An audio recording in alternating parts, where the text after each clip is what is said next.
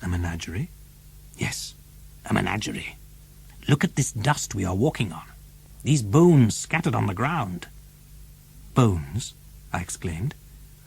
Why, yes, these are the bones of antediluvian animals.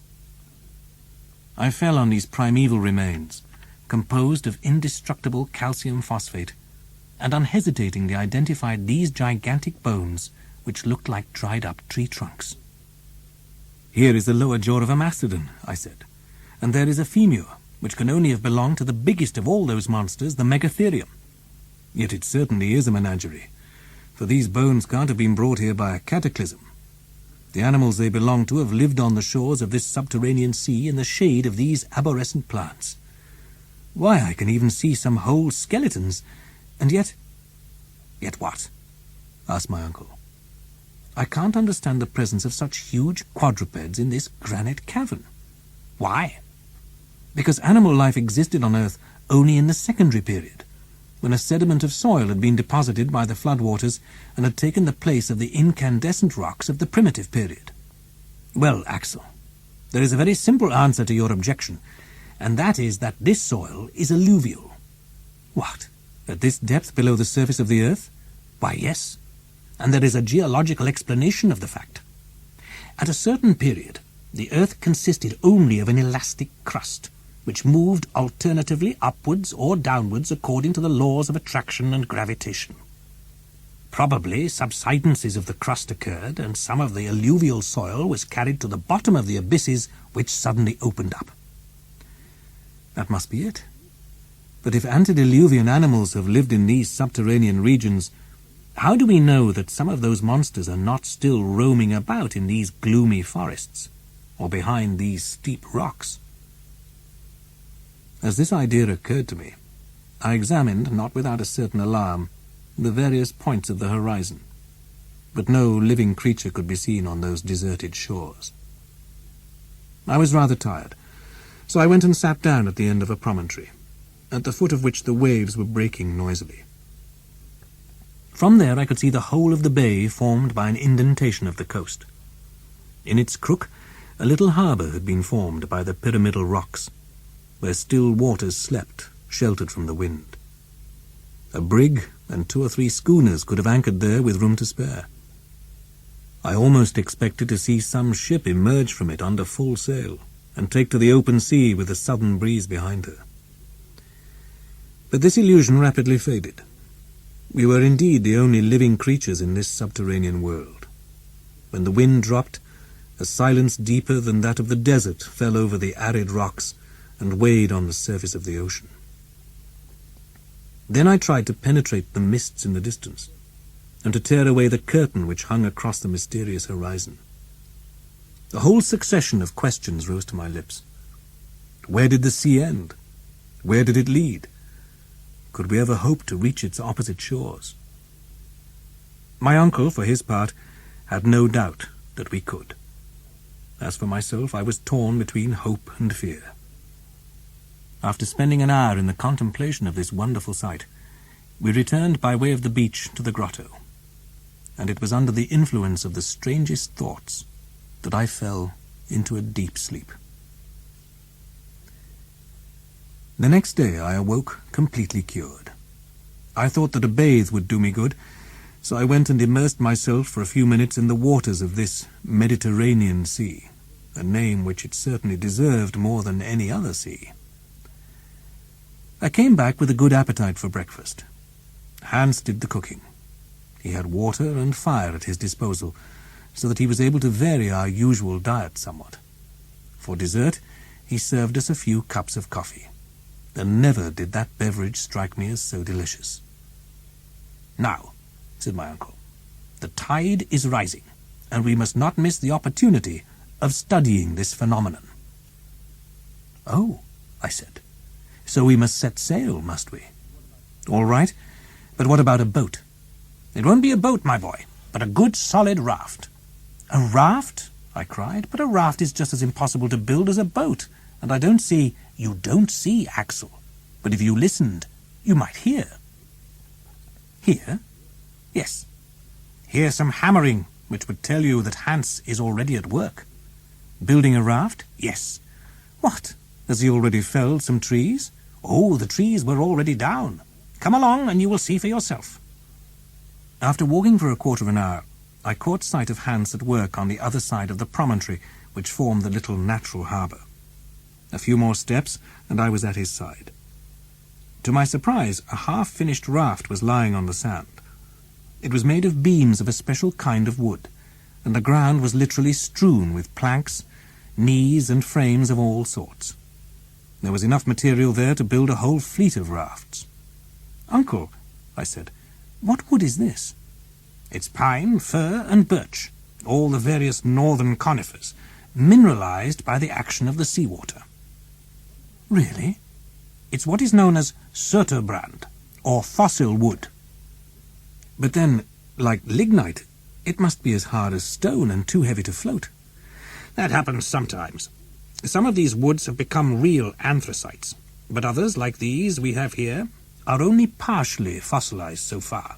Look," added my uncle, throwing one of these precious spars into the sea. The piece of wood, after disappearing from sight, rose again to the surface and rocked up and down with the movement of the waves. "Are you convinced?" asked my uncle. "I'm convinced that it's incredible." The next evening, thanks to the guide's skill, the raft was finished. It was 10 feet long and 5 feet wide. The beams of Söderbrand, bound together by strong ropes, formed a solid surface, and once launched, this improvised vessel floated peacefully on the waters of the Lidenbrock Sea. Saturday, the 15th of August. The sea retained its monotonous uniformity. There was no land in sight. The horizon seemed far away. Evening came, or rather the moment when sleep weights down our eyelids, for there is no night on this ocean, and the implacable light tires our eyes with its persistency, as if we were sailing under the Arctic sun. Hans was at the tiller. During his watch I fell asleep. 2 hours later a violent shock awoke me. The raft had been lifted up above the water with indescribable force and hurled 100 feet or more. "What's the matter?" cried my uncle. "Have we run aground?" Hans pointed to a dark mass rising and falling about a quarter of a mile away. I looked and cried, "It's a colossal porpoise." "Yes," replied my uncle, "and there's an enormous sea lizard." "And farther on a monstrous crocodile. Look at its huge jaws and its rows of teeth. Oh, it's disappearing." "A whale! A whale!" cried the professor. "I can see its enormous fins. Look at the air and the water it's throwing out through its blowers." Sure enough, 2 liquid columns were rising to a considerable height above the sea. We stood there surprised, stupefied, horrified by this herd of marine monsters. They were of supernatural dimensions, and the smallest of them could have broken the raft with one snap of its jaws. Hans wanted to put the helm up to get away from this dangerous region, but in the other direction he saw some more enemies which were just as terrifying. A turtle 40 feet long, and a serpent 30 feet long, darting its enormous head to and fro above the waves. Flight was out of the question. The reptiles came nearer, and moved around the raft at a speed greater than that of any express train, in gradually narrowing circles. I picked up my rifle. But what effect could a bullet have on the scales with which these animals were covered?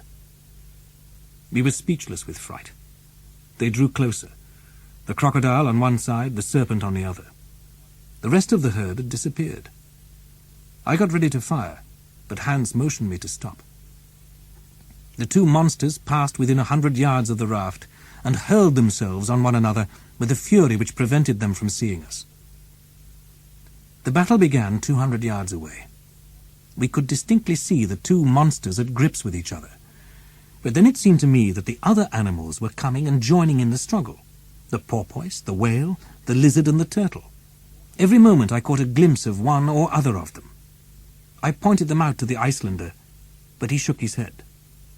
"Eva," he said. "What? 2? He says there are only 2 animals."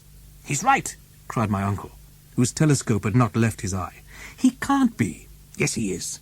The first of those monsters has the snout of a porpoise, the head of a lizard, and the teeth of a crocodile. That is what put us out.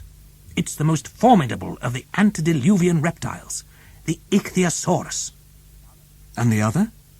The other is a serpent with a turtle shell, the mortal enemy of the first, the plesiosaurus. Hans had been right. Only 2 monsters were disturbing the surface of the sea, and before my eyes I had 2 reptiles of primitive oceans.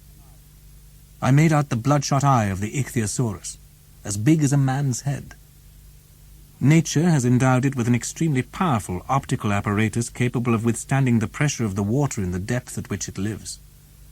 It has appropriately been called the saurian whale, for it has the whale's speed and size.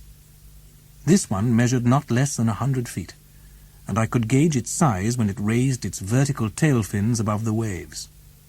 Its jaws were enormous, and according to the naturalists, they contain not less than 182 teeth.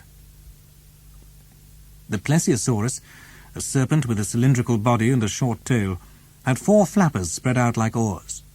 Its body was entirely covered with a carapace, and its neck, which was flexible as a swan's, rose 30 feet above the water. Those 2 animals attacked each other with indescribable fury. They raised mountainous waves which rolled as far as the raft, so that a score of times we were on the point of capsizing. Hissing noises of tremendous intensity reached our ears. The 2 monsters were locked together, and could no longer be distinguished from one another. We realized that we had everything to fear from the victor's rage. 1 hour, 2 hours went by, and the fight went on with unabated fury, the combatants alternately nearing the raft and moving away. We remained motionless, ready to open fire.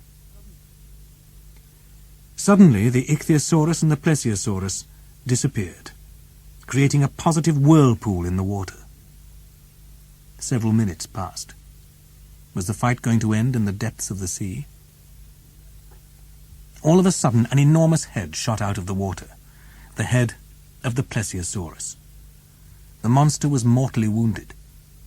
I could no longer see its huge shell, but just its long neck, rising, falling, coiling and uncoiling, lashing the waves like a gigantic whip and writhing like a worm cut in 2.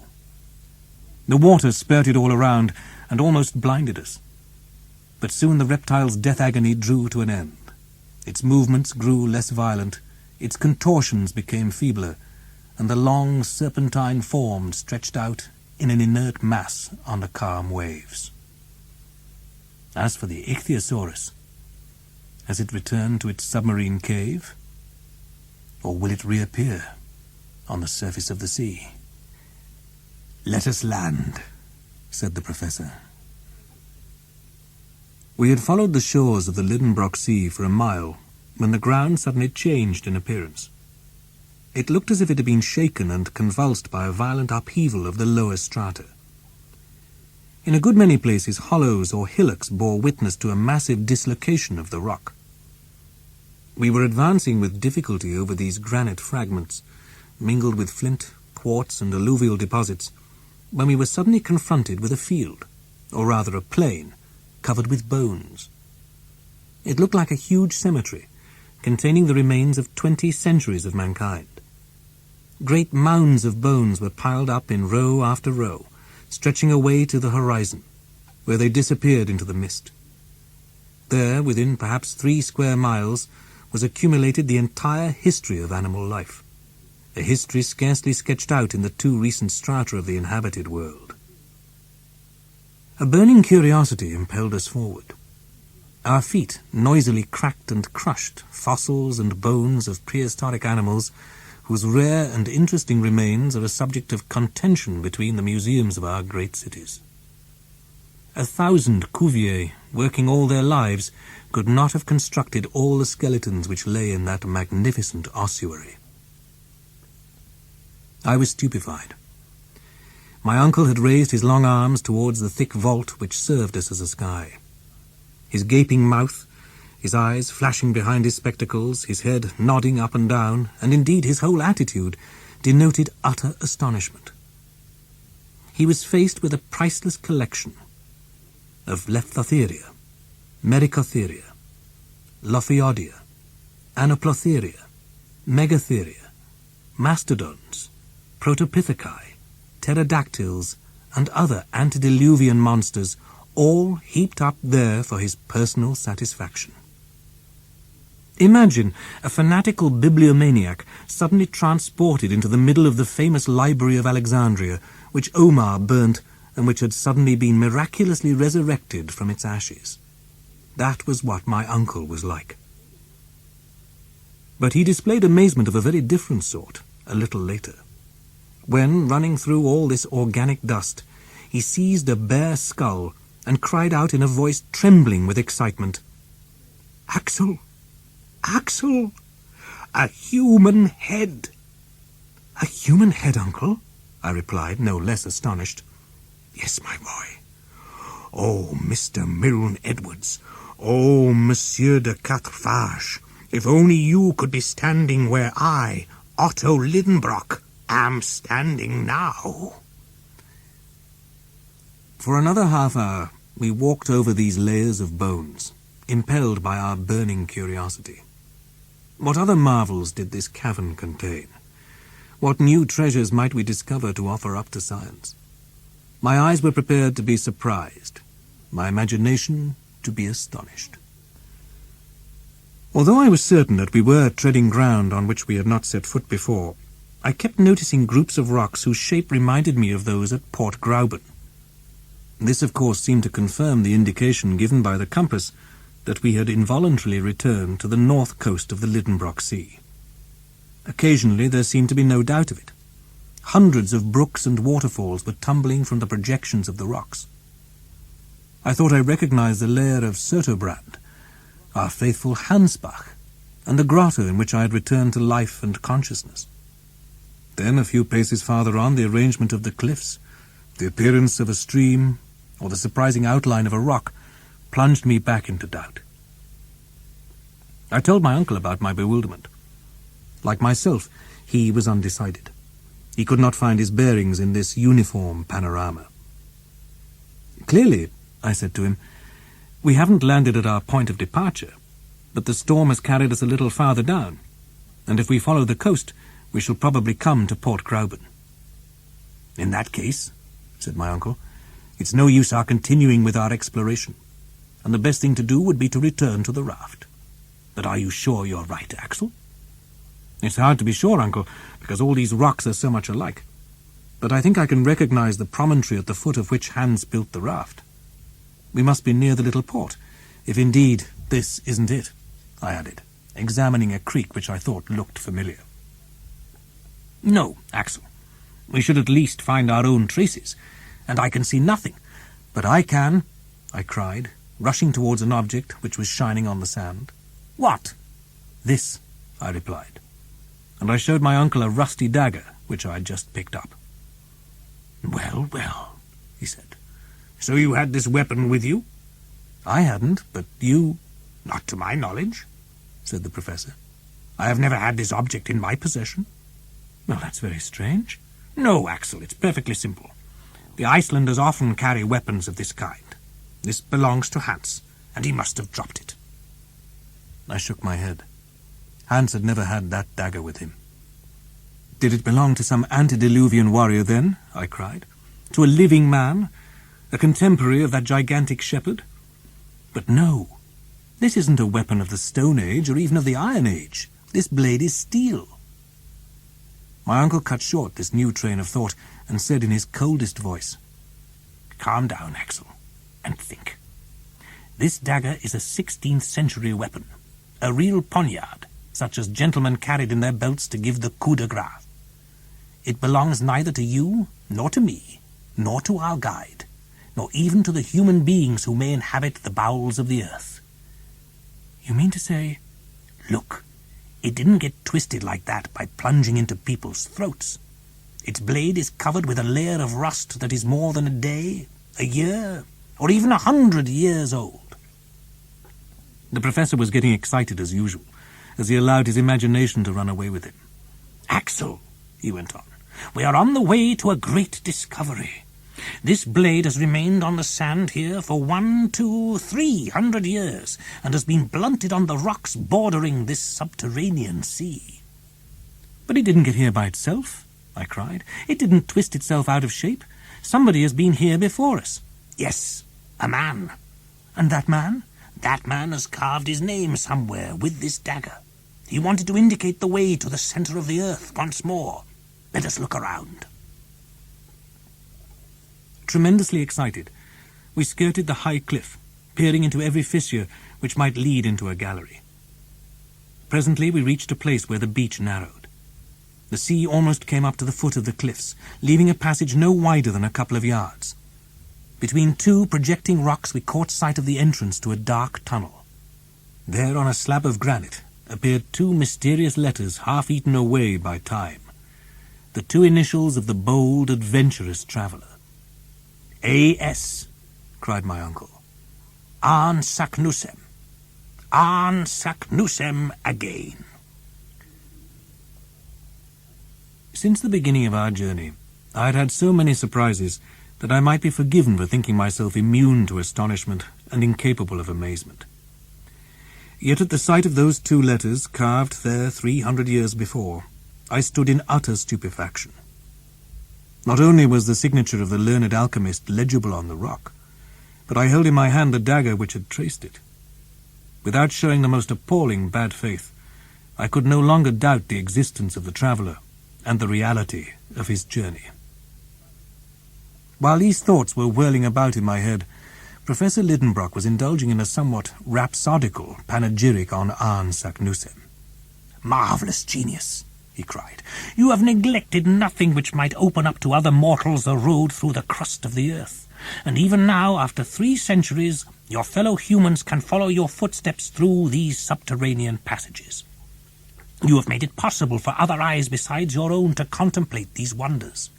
Your name, engraved here and there, leads a traveller bold enough to follow you straight to his objective. And at the very centre of our planet it will be found again, inscribed by your own hand. Well, I too will sign my name on that last page of granite. As for this cape seen by you in this sea discovered by you, let it be known henceforth forever as Cape Saknussemm." This, or something like it, is what I heard, and I felt myself being infected by the enthusiasm which filled my uncle's words. An inner fire was kindled again in my heart. I forgot everything, both the dangers of the journey and the perils of the return. What another had done, I would do too, and nothing that was not superhuman appeared impossible to me. "Forward! Forward!" I cried. I was already rushing towards the dark gallery when the professor stopped me. He, the impulsive one, counselled patience and calm. "Let us go back to Hans first," he said, "and bring the raft to this spot." I obeyed, not without a certain reluctance, and hurried off among the rocks on the shore. "Do you know, Uncle," I said as we walked along, "we've been singularly favoured by circumstances so far." "You think so, Axel?" "Why, yes. Even the storm has put us on the right path. Thank heaven for that storm. It brought us back to this coast, from which fine weather would have taken us far away. If we'd landed on the south shore of the Lidenbrock Sea, what would have become of us? We should never have seen the name of Saknussemm, and at this moment we should be lost on a rock-bound beach." "Yes, Axel. There is something providential in the fact that, sailing south, we should have been carried north and reached Cape Saknussemm. I must say that it's more than astonishing, and that I can't find any explanation for it." "Well, does that matter? Our business is not to explain facts, but to take advantage of them." "You may be right, my boy, but now we are going to go north again, and pass under the northern countries of Europe, under Sweden, Russia, Siberia, and heaven knows where else, instead of burrowing under the deserts of Africa or the waves of the Atlantic. And that is all I want to know." "Yes, Axel, you're right. And everything has worked out for the best, seeing that we are leaving this horizontal sea which could not lead us anywhere. Now we shall go down, and down, and down.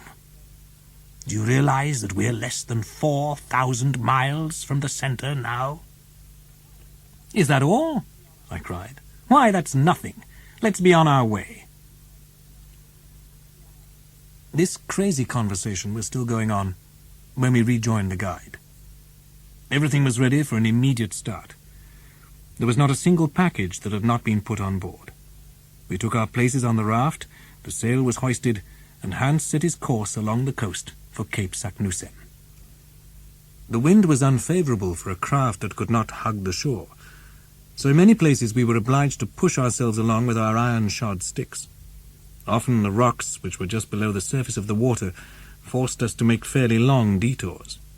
Finally, after 3 hours at sea, that is about 6 in the evening, we reached the place where we could disembark. I jumped ashore, followed by my uncle and the Icelander. This short journey had not calmed my ardour. On the contrary, I actually suggested burning our boats so as to cut off all possibility of retreat, but my uncle demurred. I thought him singularly lukewarm. "At least," I said, "let's start without delay." "Yes, my boy. But first of all let us examine this new gallery, to see if we shall need our ladders." My uncle started up his Ruhmkorff apparatus. The raft, moored to the shore, was left by itself. In any case, the opening of the gallery was less than 20 yards away, and our little party, with myself at the head, made for it without a moment's delay. The opening, which was roughly circular, was about 5 feet across. The dark tunnel plunged straight into the rock, smoothly bored by the eruptive matter which had once passed through it. The lower part was level with the ground outside, so that we were able to enter it without any difficulty. We were following an almost horizontal course when, after about half a dozen paces, our progress was interrupted by a huge block. "Damn this rock!" I cried angrily, finding myself suddenly halted by an insurmountable obstacle. We searched in vain to right and left, up and down, for a way through. There was no chink. I was bitterly disappointed, and refused to admit the reality of the obstacle. I bent down and looked underneath the block. There was no gap. Up above there was the same barrier of granite. Hans passed the light of the lamp over every portion of the wall, but without revealing any gap. We had to abandon any hope of getting through. I sat down on the ground. My uncle strode up and down the passage. "But what about Saknussemm?" I cried. "Yes," said my uncle. "Does this mean he was stopped by this stone barrier?" "No, no," I exclaimed. "This piece of rock must have been loosened by some shock, or by one of those magnetic storms which affect these regions, and suddenly blocked this passage. A good many years elapsed between Saknussemm's return to the surface and the fall of this rock. Isn't it obvious that this gallery was once a route taken by lava, and that at that time eruptive matter passed freely through it? Look, there are recent fissures furrowing this granite ceiling. The roof itself is made up of fragments of rock, of huge stones, as if some giant had built it. But one day the pressure on it was too great, and this block, like a falling keystone, slipped to the ground and blocked the way. It's an accidental obstacle which Saknussemm didn't meet, and if we don't destroy it, we are unworthy to reach the center of the earth." That was how I spoke. The professor's soul had passed straight into me, and a spirit of discovery inspired me. I forgot the past and scorned the future. Nothing existed any longer for me on the surface of this globe into which I had penetrated, neither town, nor country, nor Hamburg, nor the Königstrasse, nor even poor Grauben, who must have given me up for lost in the bowels of the earth. "Well," said my uncle, "let us make our way through with our pickaxes." "It's too hard for pickaxes." "Then our mattocks." "That would take too long." "Then what?" "Why, gun cotton, of course. Let's mine the obstacle and blow it up." "Gun cotton?" "Yes, it's only a bit of rock to blast." "Hans, to work!" cried my uncle. The Icelander returned to the raft and soon came back with a pickaxe which he used to hollow out a hole for the charge. This was no easy task. He had to make a hole big enough to hold 50 pounds of gun cotton, the explosive force of which is 4 times that of gunpowder. I was tremendously excited. While Hans was at work, I helped my uncle to prepare a slow match made of damp gunpowder in a linen tube. "We shall get through," I said. "We shall get through," repeated my uncle. By midnight our mining preparations were finished. The charge of gun cotton was packed inside the hollow, and the slow match wound its way along the gallery to a point just outside. One spark would now be enough to set off the whole contraption. "Tomorrow," said the professor. I had no option but to resign myself to waiting another 6 long hours. The next day, Thursday, the 27th of August, was a great date in our subterranean journey. I cannot recall it even now without feeling my heart beating with fear. From that time on, our reason, judgment, and ingenuity counted for nothing, and we became the playthings of the elements. At 6 o'clock we were up and about. The time had come to blast a way through the granite obstruction. I begged for the honor of lighting the fuse. Once I had done this, I was to join my companions on the raft, which had not yet been unloaded. Then we were to put out to sea, to avoid the dangers of the explosion, whose effects might not be confined to the interior of the rock. According to our calculations, the match would burn for 10 minutes before setting fire to the gun cotton, so I had enough time to reach the raft. I got ready to carry out my task, not without some emotion. After a hasty meal, my uncle and the guide embarked, while I remained on shore. "Off you go, my boy," said my uncle, "and come back and join us straight away." "Don't worry," I replied. "I won't stop to play." I promptly went to the mouth of the tunnel, opened my lantern, and picked up the end of the match. The professor was holding his chronometer in his hand. "Ready?" he called out. "Yes, I'm ready." "Well then, fire, my boy." I plunged the end of the match into the flame, saw it light up, and ran back to the water's edge. "Come on board," said my uncle, "and let's push off." With a vigorous shove, Hans sent the raft about 60 feet out to sea. It was an exciting moment. The professor was watching the hand of the chronometer. "Another 5 minutes," he said. "Another 4. Another 3. My pulse was beating half seconds. "Another 2. 1. Now, you granite mountains, down you go." What happened then? I don't think I heard the noise of the explosion, but the shape of the rocks suddenly changed before my eyes. They opened like a curtain. I caught sight of a bottomless pit which appeared in the very shore. The sea, seized with a fit of giddiness, turned into a single enormous wave, on the ridge of which the raft stood up perpendicularly. All 3 of us were thrown flat on our faces. In less than a second, the light was replaced by total darkness. Then I felt that not only I, but the raft too, had no support underneath.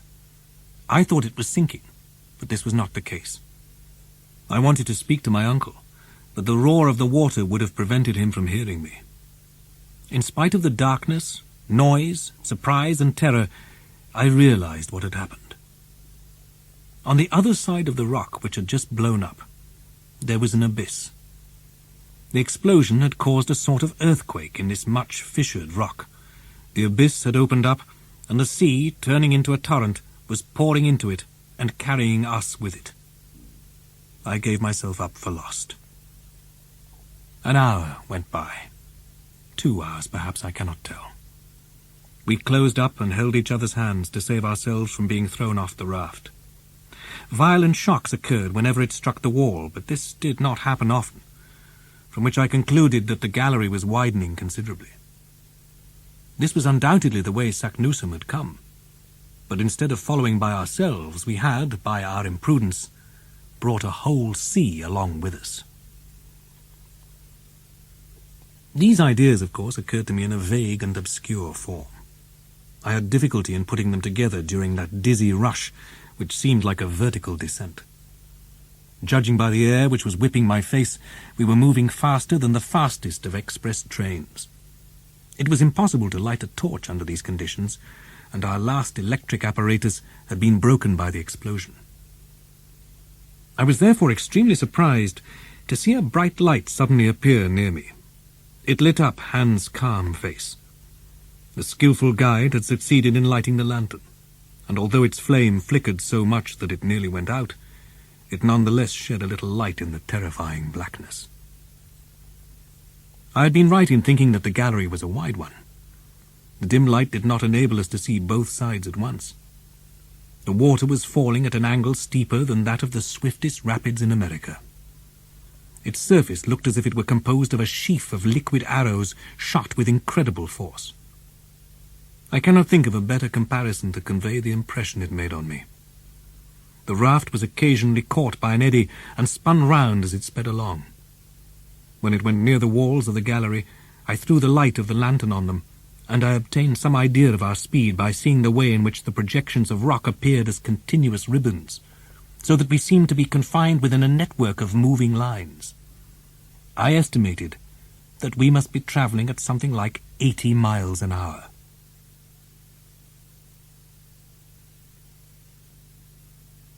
My uncle and I gazed about us with haggard eyes, clinging to the stump of the mast, which had snapped in two at the moment of the catastrophe.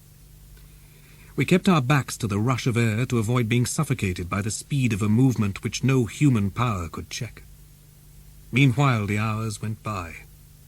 There was no change in our situation, but I made a discovery which complicated matters. In trying to put a little order into our cargo, I found that most of the objects which we had taken on board had disappeared at the moment of the explosion, when the sea had struck us so violently. I wanted to know exactly what we had left, and with the lantern in my hand I began my examination. Of our instruments, only the compass and the chronometer remained. Our stock of ladders and ropes was reduced to a bit of cord tied round the stump of the mast. There was not a single pickaxe, not a single mattock, not a single hammer. And worst of all, we had only one day's provisions left.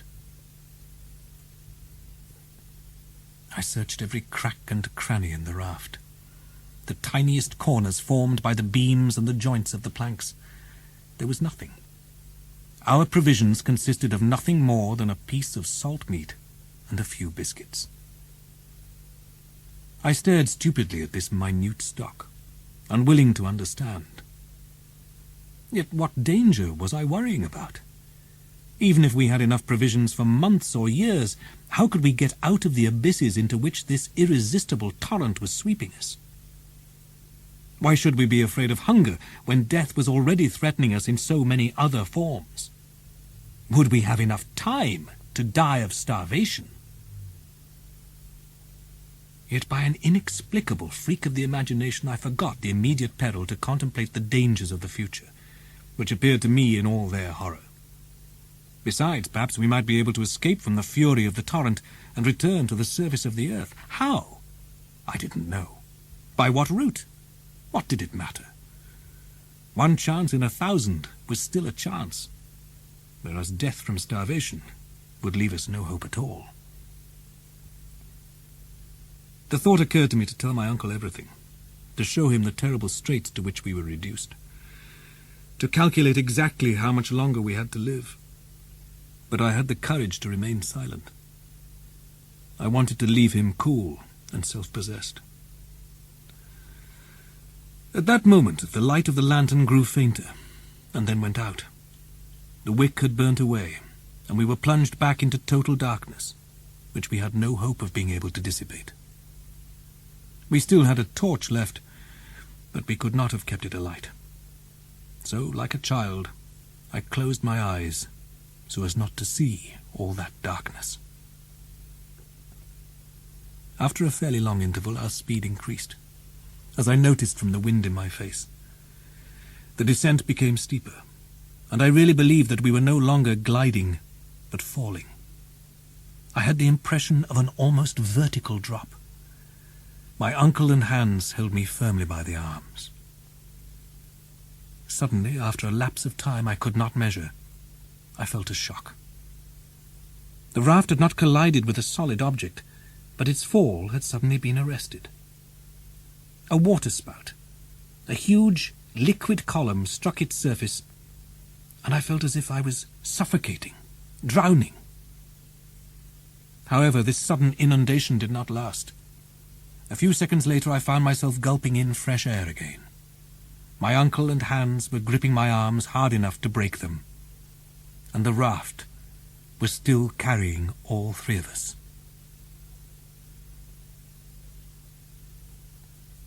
I suppose it was then about 10 o'clock at night. The first of my senses which came into play after this last experience was a sense of hearing. Almost immediately I heard, for it was a real act of hearing, I heard silence fall in the gallery, taking the place of the roar which had filled my ears for hours. Then these words of my uncle's came to me like a murmur. "We are going up." "What do you mean?" I cried. "Yes, we are going up. We are going up." I stretched out my arm and touched the wall, grazing my hand. We were rising extremely fast. "The torch! The torch!" cried the professor. Hans managed to light it, not without difficulty, and the flame, rising in spite of our upward movement, gave enough light to illuminate the whole scene. "Just as I thought," said my uncle. "We are in a narrow shaft about 20 feet across. The water has reached the bottom of the abyss and is now rising to find its own level, taking us with it. Where to? That I don't know. But we must be ready for anything. We are rising at a speed which I estimate at 12 feet a second, or about 8 miles an hour. At this rate, we shall get a long way." "Yes, provided that nothing stops us, and this shaft has an outlet. But if it's stopped up, if the air is gradually compressed by the pressure of this column of water, then we shall be crushed." "Axel," the professor replied very calmly, "our situation is almost desperate, but there are a few chances of our escaping, and I am considering these. If we may die at any moment, we may also be saved at any moment. So let us be prepared to seize the slightest opportunity. But what shall we do now? Recruit our strength by eating." At these words I gazed at my uncle with haggard eyes. What I had not wanted to confess had at last to be told. "Eating," I repeated. "Yes, straight away." The professor added a few words in Danish. Hans shook his head. "What?" cried my uncle. "Are all our provisions gone?" "Yes. This is all the food we have left. 1 piece of salt meat for the 3 of us." My uncle looked at me as if he did not want to understand. "Well," I said, "do you still think we can be saved?" My question went unanswered. An hour went by. I began to feel terribly hungry. My companions were suffering too, but none of us dared to touch the wretched remnant of our stock of food. Meanwhile, we were still rising fast. Occasionally the air cut our breath short, as it does with aeronauts when they go up too quickly. But while they get colder the higher they go, we were beginning to feel a contrary effect. The temperature was rising at an alarming rate, and at that moment it must have been about 40 degrees centigrade. What could be the meaning of such a change? So far our experience had tended to confirm the theories of Davy and Lidenbrock. Until now, special conditions of non-conducting rocks, electricity and magnetism had modified the laws of nature, providing us with a moderate temperature. For the theory of a central fire remained, in my opinion, the only one that was sound and reasonable. Were we therefore coming to a terrain where the phenomena of central heat occurred in full force, and where the heat reduced the rocks to the state of molten liquid? I feared as much, and said to the professor, "If we are neither drowned nor crushed, and if we don't starve to death, we may still manage to be burnt alive." He simply shrugged his shoulders and returned to his thoughts. Another hour went by, and apart from a slight rise in temperature, nothing happened to change the situation. At last my uncle broke the silence. "Look here," he said. "We must take action." "Take action?" I said. "Yes. We must recruit our strength. If we try to prolong our existence by a few hours by husbanding this bit of food, we shall feel weak up to the very end. Oh, the end won't be a long time coming. Perhaps not. But if a chance of saving our lives presents itself, and if it becomes necessary to take sudden action, where shall we find the required strength if we have allowed ourselves to be weakened by hunger? But once we have eaten this bit of meat, Uncle, what shall we have left? Nothing, Axel, nothing. But will it do you any more good to devour it with your eyes? You are reasoning like a man with no willpower or energy. Then haven't you given up hope? I cried irritably. No, certainly not, the professor replied in a firm voice.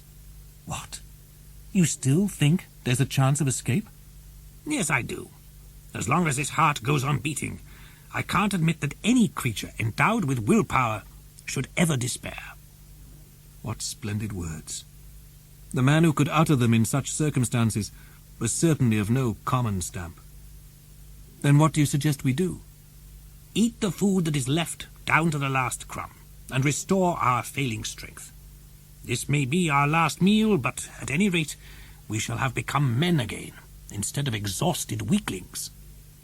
Very well then, let us eat, I said.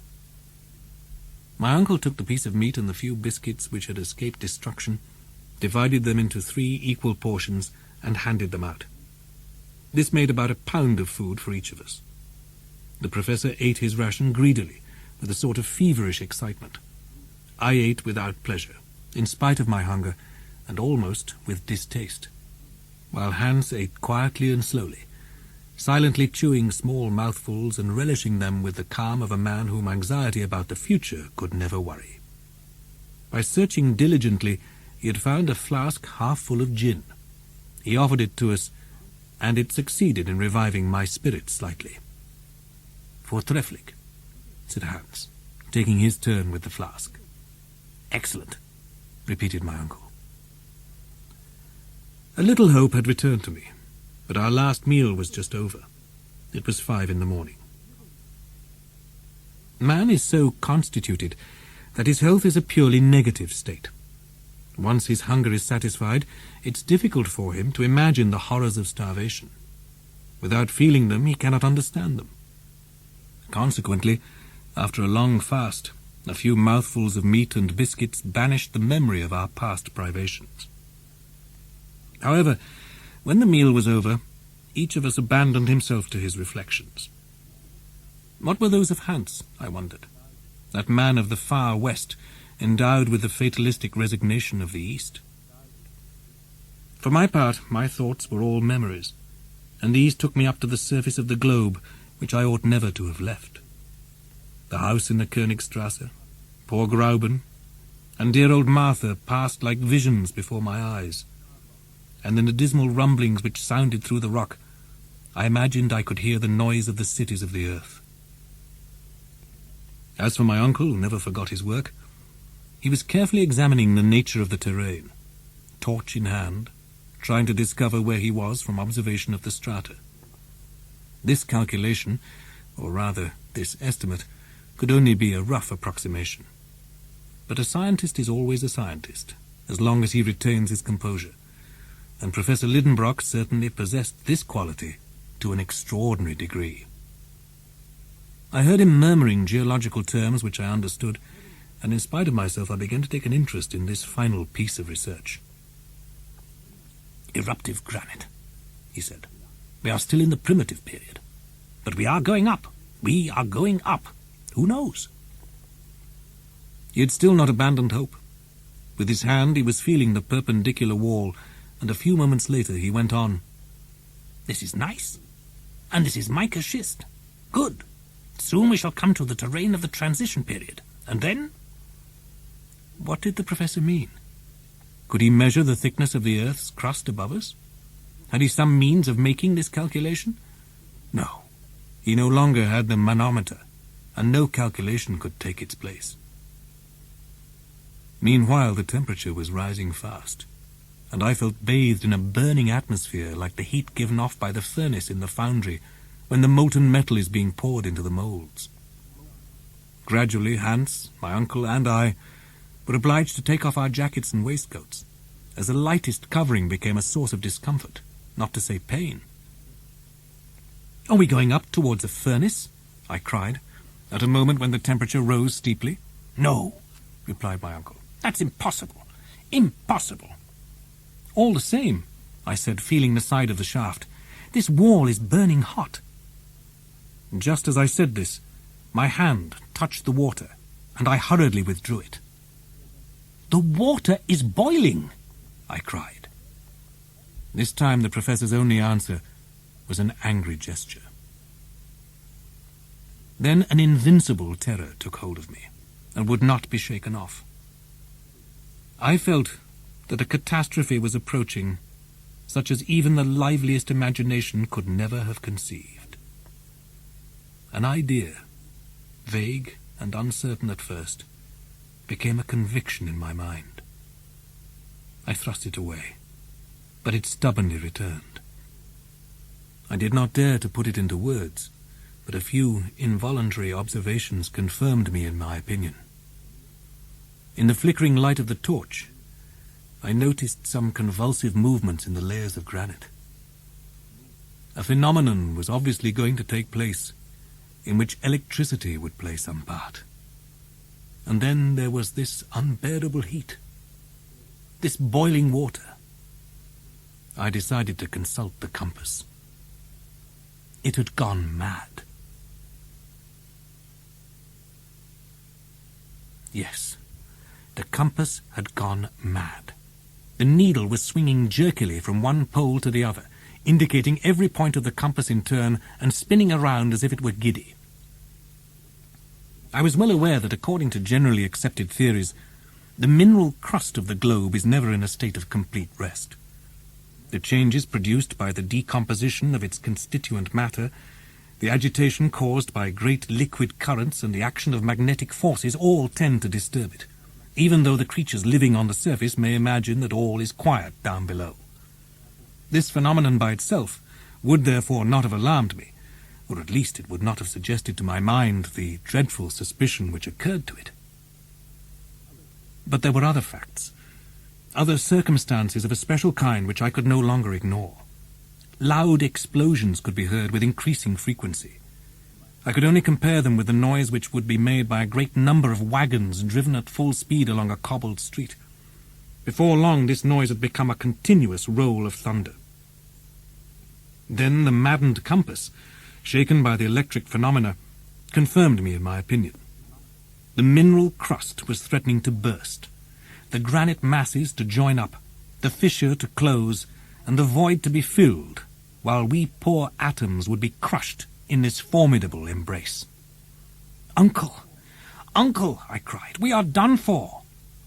"What are you so frightened about now?" he replied with astonishing calm. "What's the matter?" "What's the matter? Look at these shaking walls, this quivering rock, this torrid heat, this boiling water, these clouds of steam, this crazy needle, all the usual signs of an earthquake." My uncle gently shook his head. "An earthquake?" he said. "Yes, my boy, I think you are mistaken." "What? Don't you recognize the symptoms?" "Of an earthquake? No, I'm expecting something better than that." "What do you mean?" "An eruption, Axel." "An eruption? You mean you think we are in the shaft of an active volcano?" "I do," said the professor with a smile, "and I think it's the best thing that could happen to us." The best thing? Had my uncle gone out of his mind? What did he mean? And how could he be so calm and smiling? "What?" I exclaimed. "We are caught in the midst of an eruption? Fate has flung us in the path of burning lava, molten rock, boiling water, and all sorts of eruptive matter. We are going to be thrown out, expelled, rejected, vomited, spat into the air along with fragments of rock and a rain of ashes and cinders in a whirlwind of flame, and you say that that is the best thing that could happen to us." "Yes," replied the professor, looking at me over the top of his spectacles. "because it's the only chance we have of returning to the surface of the earth." I will say nothing of the countless ideas which then crossed each other in my mind. My uncle was right, absolutely right. And never had he struck me as bolder or more self-assured than at that moment when he was calmly working out the chances of being involved in an eruption. In the meantime, we went on rising. The night went by in this continued ascent, with the din around us growing louder all the time. I was almost suffocated, and thought my last hour was approaching. Yet imagination is such a strange thing that I devoted myself to a really childish speculation. But I was the victim, not the master, of my thoughts. It was obvious that we were being carried upwards by an eruptive thrust. Under the raft there was boiling water, and under that a whole mass of lava, an agglomeration of rocks, which, when expelled from the crater, would be scattered in all directions. We were therefore in the chimney of a volcano. There was no room for doubt on that score. Towards morning, our upward movement was accelerated. If the temperature was increasing instead of diminishing as we drew nearer to the surface of the earth, this was purely a local phenomenon due to volcanic activity. Our means of ascent left me with no doubts about that. An enormous force, a force of several hundred atmospheres, generated by the vapours accumulated in the bowels of the earth, was pushing us irresistibly upwards. But to what countless dangers it exposed us!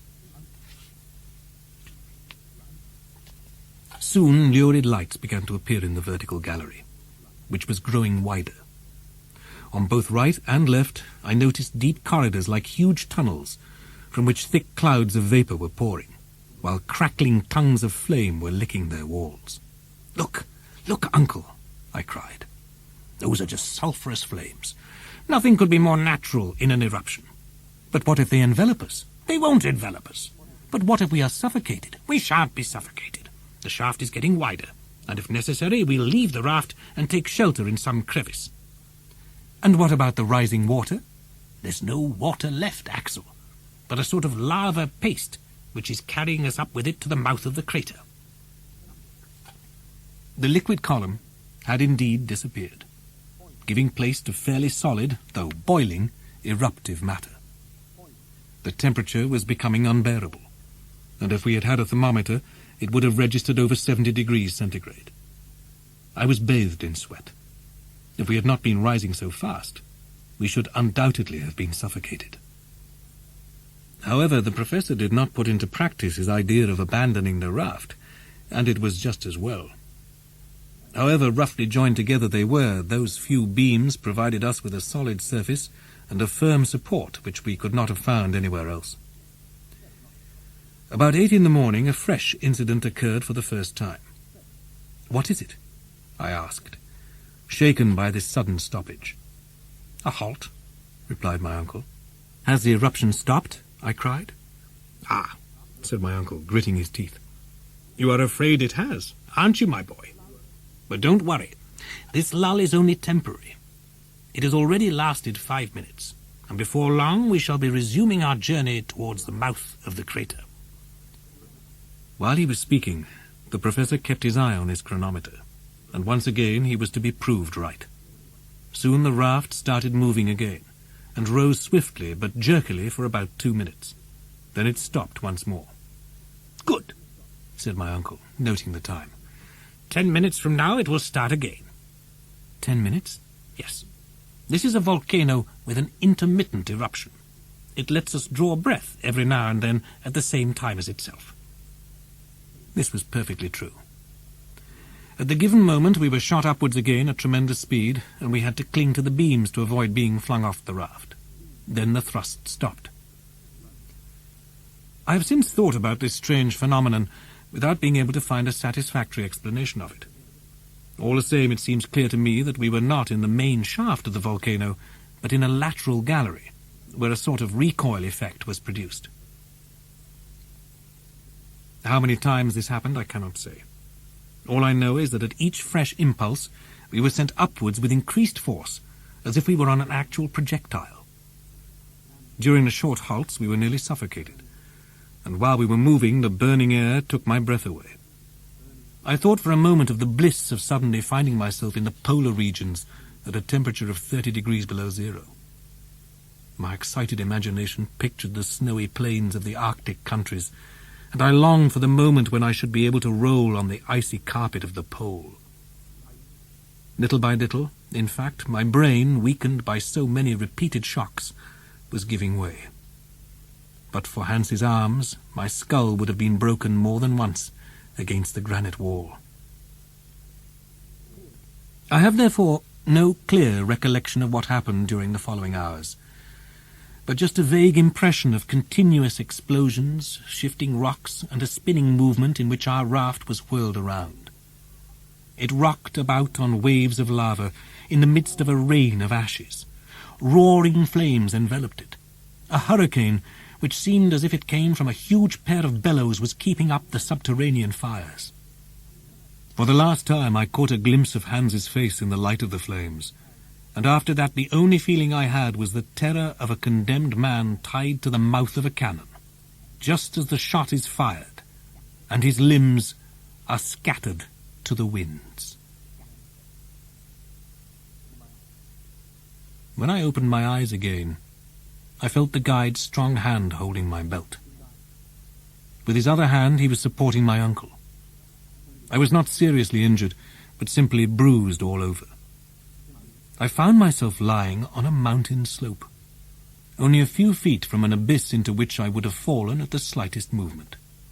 Hans had saved my life while I was rolling down the side of the crater. "Where are we?" asked my uncle, who seemed to be extremely annoyed at being back on the surface of the earth.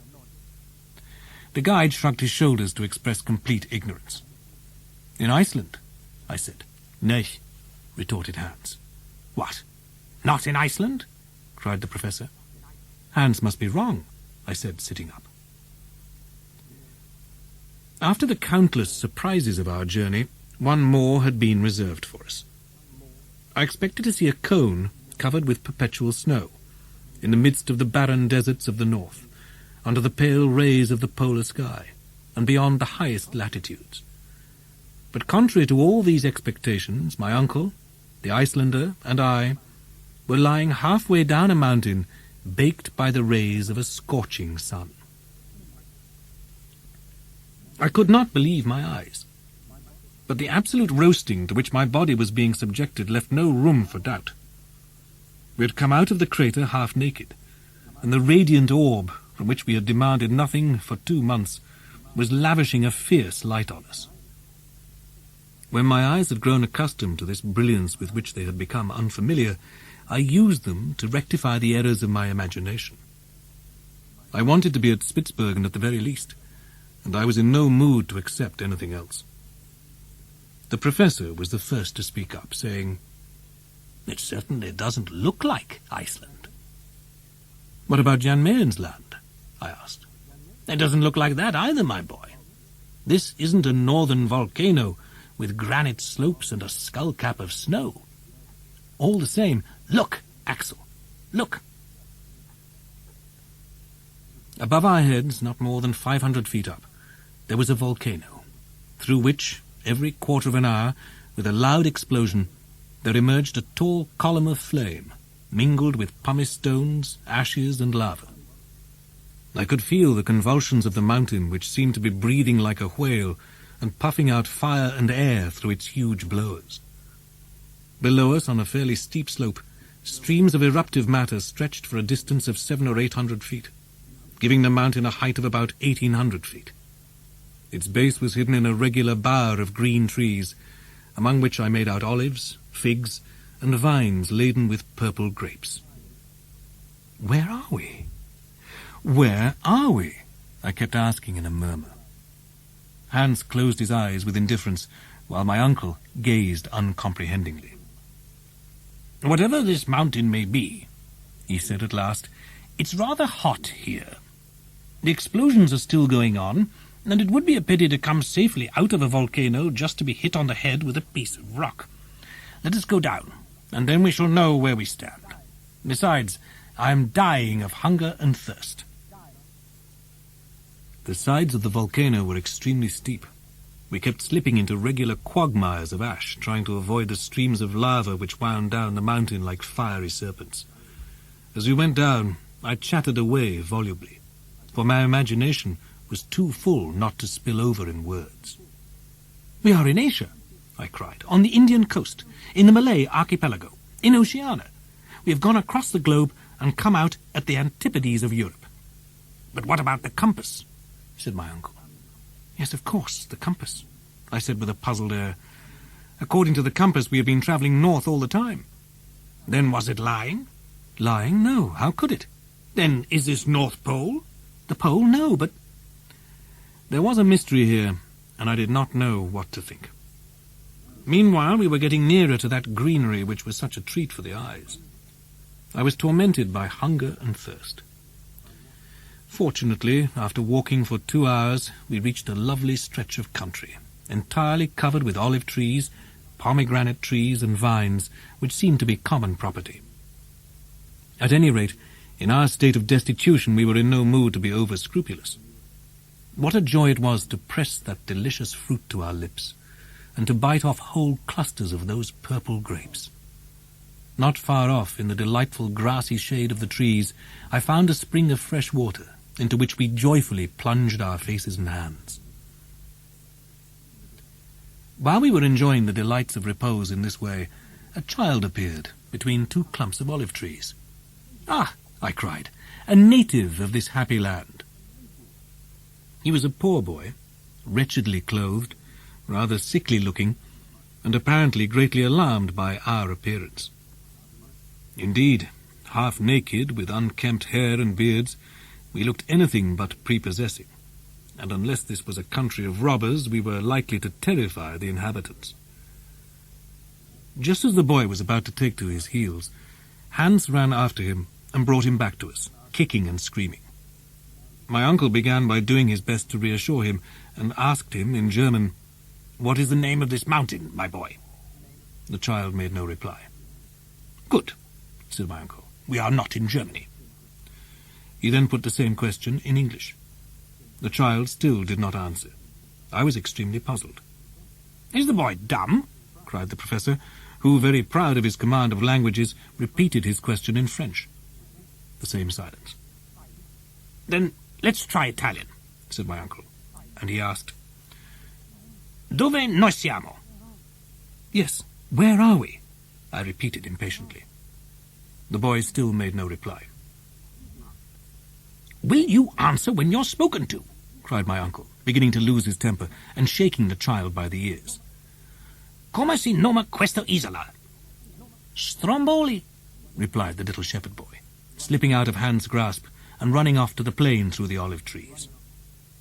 We gave no thought to him. Stromboli. What an effect this unexpected name produced on my imagination. We were in the middle of the Mediterranean, in the heart of the Aeolian archipelago of mythological memory, in that ancient strong isle where Aeolus kept the winds and storms on a chain. And those blue mountains in the east were the mountains of Calabria, and that volcano on the southern horizon was none other than the fierce and frightening Etna. Stromboli, Stromboli, I repeated. My uncle accompanied me with his words and gestures, so that we seemed to be singing a chorus. Oh, what a journey! What a wonderful journey! We had gone in by one volcano and come out by another, and this other was more than 3,000 miles from Snæfellsjökull, from that barren country of Iceland at the far limits of the inhabited world. The chances of our expedition had carried us into the heart of the most beautiful part of the world. We had exchanged the region of perpetual snow for that of infinite verdure, and the grey fog of the icy north for the blue skies of Sicily. After our delicious meal of fruit and cold water, we set off again in the direction of the port of Stromboli. It seemed to us that it would be unwise to say how we had arrived on the island. The superstitious Italians would undoubtedly take us to be demons vomited out of hell, so we resigned ourselves to passing ourselves off as victims of a shipwreck. This was not so glorious, but far safer. On the way I heard my uncle murmuring, "But the compass, The compass, it pointed north. How can we explain that fact? Good Lord, I said disdainfully. The best thing to do is not to explain it. That's the simplest solution. What? A professor at the Johanneum unable to explain a cosmic phenomenon? The idea is positively disgraceful. And as he spoke, my uncle, half naked, with his leather money-belt round his waist, and settling his spectacles on his nose, became once more the awe-inspiring professor of mineralogy. An hour after leaving the olive grove, we reached the port of San Vincenzo, where Hans claimed his 13th week's wages, which were counted out to him with hearty handshakes all round. At that moment, if he did not altogether share our very natural emotion, at least he gave vent to an extraordinary display of feeling. He gently pressed our hands with the tips of his fingers and began to smile.